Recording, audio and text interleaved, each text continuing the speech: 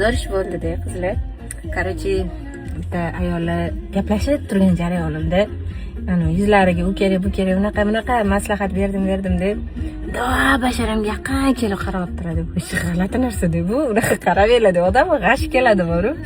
Ichimdachi, nimaga odamlar unaqa deb borib. Ustimda aytmayman, конечно, ichimda aytaman. Bu narsani baribir bilish kerak. Unaqa qaramaydi. Odamlarga hech qachon g'alati tuyuladi bu narsa.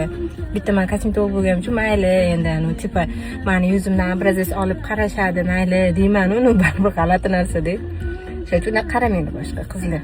Oldimga kelganingda ham shunday qaraydi, shunday ko'rinadi yuzim qanaqaligi. Bezeffekt chiqaman, bilasizlar-ku.